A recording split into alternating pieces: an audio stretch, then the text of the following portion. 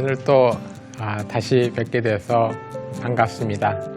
지난 강의에서 제가 의학의 발전, 또 그 성과, 수명으로 나타났던 어떤 변화, 또 그것이 갖고 있는 또 다른 의미에서의 어려운 점, 수명이 많아지면서 노인 인구가 증가되는 문제, 그 다음에 알츠하이머와 같은 뇌질환 같은 퇴행성 질환이 증가하는 문제, 이런 쉽게 해결할 수 없는 문제들이 다시 우리 사회에 오고 있다 하는 것까지 말씀드렸죠.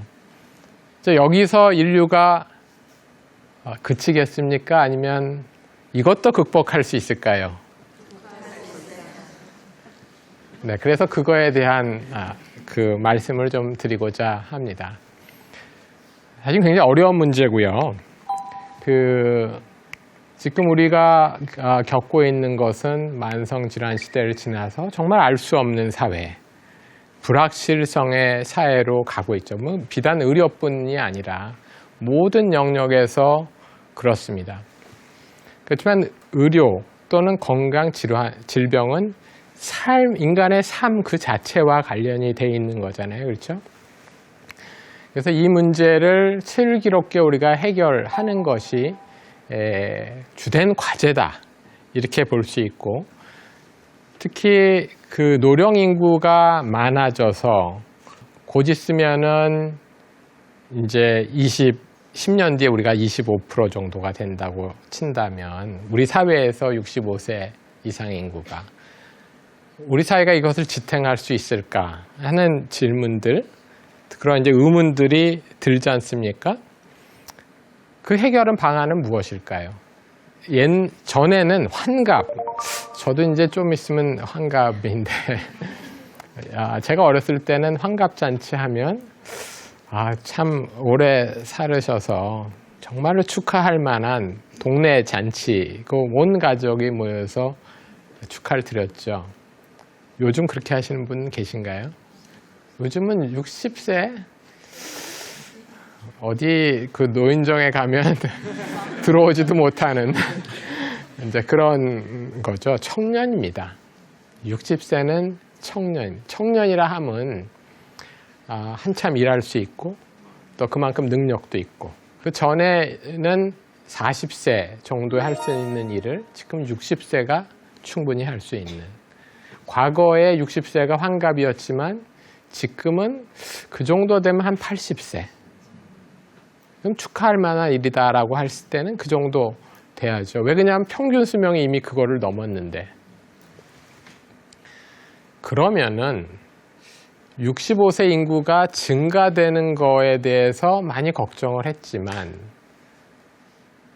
65세 이상이 청년이라면, 그렇게 우리가 생각을 바꿔본다면, 그리고 청년이 할 수 있도록, 청년의 역할을 할 수 있도록 의료가 도와준다면 충분히 건강하게 활동할 수 있는 사람으로 만들어줄 수 있다면 해결되는 거 아니겠어요? 그렇죠? 그래서 2040년이 되면 우리나라 65세 인구는 32.8%, 1,700만 명 정도 됩니다. 어마어마한 숫자지만, 만일에 65세에서 75세에 해당되는 분들이 젊고 건강해서 사회적인 기여를 충분히 할 수 있다면 517만 명만 그 이상이 되는 겁니다. 그럼 지금 현재가 722만 명이거든요. 그럼 우리가 그 10년을 건강하게 유지할 수 있는 여건을 만들어 준다면 지금보다도 더 활기찬 사회로 만들 수 있다는 뜻이 되는 거죠. 그게 어렵겠습니까? 쉽겠습니까? 네. 반드시 가야 되는 길입니다. 자, 그렇게 될 수 있으려면 많은 사회적 조건이 바뀌어야지 된다고 저는 생각을 하고, 또 의료가 그것을 도와주는 시스템이 돼야 되는데, 그 시스템을 어떻게 만들 것인가를 우리가 앞으로는 좀 더 많은 고민들을 해야 될 것 같은데, 근데 65세에서 75세 되시는 분들은 물론 제가 젊은 인구처럼 일할 수 있는 사회라고 하지만, 예를 들어서 8시간 근무하고 회사에 갔다가 오고 그렇게 잘 하실 수 있을까요? 그렇게는 아마 어렵고 또 행복하지도 않으리라고 생각합니다.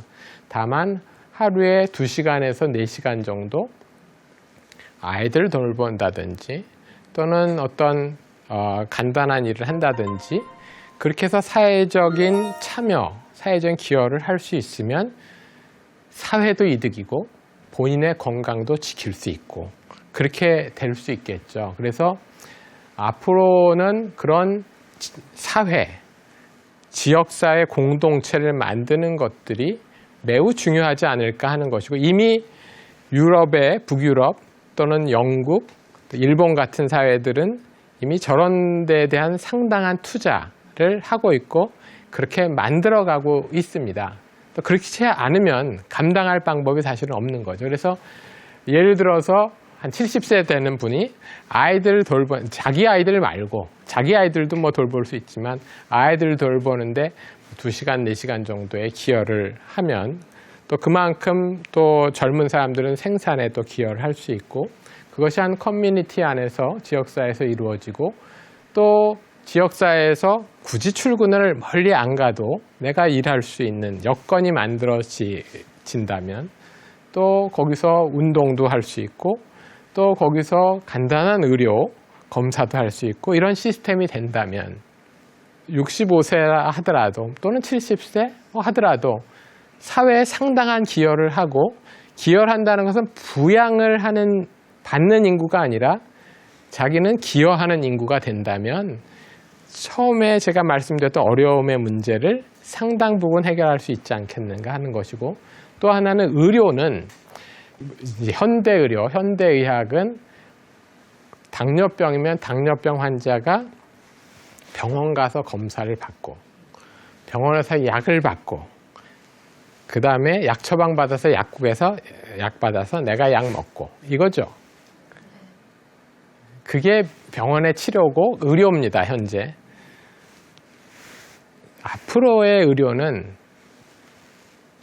병원이 또는 의사가 그 환자를 돌보는 시스템, 내가 병원 가서 내가 다 하는 게 아니라 의료가 그 사람을 돌보는 시스템, 돌봄의 체계로 바뀌어야 된다. 치료 중심의 의료에서 돌봄 중심의 의료가 되면 지역사회에 있는 많은 분들, 노인을 포함해서 또는 어린이까지 다 포함해서 돌봄이라고 하는 것들이 의료를 통해서 끊임없이 일어난다면 질병을 예방할 수 있고, 그렇죠?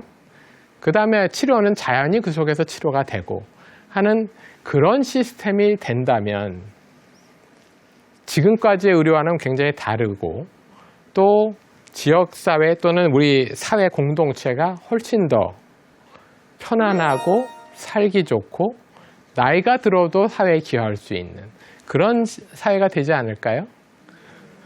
그래서 그런 것들을 우리가 앞으로는 좀 더 만들어 가야 된다 하는 것이고, 용어를 환자 중심의 의료라고 했습니다. 그 말은 그 전에는 무엇일까요? 환자 중심의 의료가 아니면 지금은 질병 중심의 의료입니다. 그러니까 지금은 병원에 가는 이유가 뭐예요? 내 병 때문에 가는 거잖아요. 내 병. 그리고 병원에서 그 환자를 보는 이유는 그 병을 치료하려고. 질병 중심의 의료입니다. 그런데 잘 생각해 보세요. 이제 가까운데 어르신들이 있으면 75세, 80세 병원 자주 다니시죠.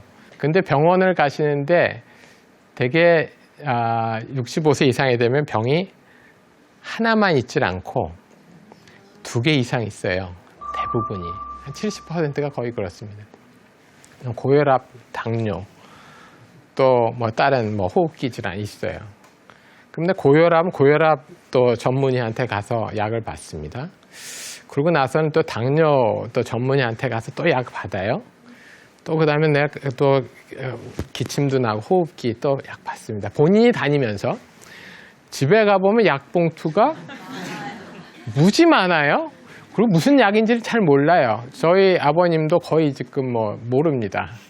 너무 많아서 저도 잘 모르겠어요. 그게 너무 많아요. 봉투가 뭐 약이 이만큼. 저희 아버님만의 문제는 아닐 거라고 봅니다. 상당히 많은. 그게 질병 중심의 의료. 과거에는 작동을 잘 했어요.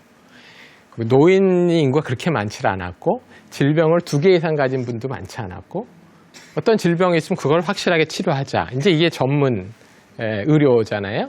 그렇게 해서 질병 중심의 의료가 발달했고, 성공을 했죠. 그렇지만 그 성공을 하다 보니까 또 역시 노인 인구가 많아지고 질병을 여러 개 갖고 있는 사람이 생겼다.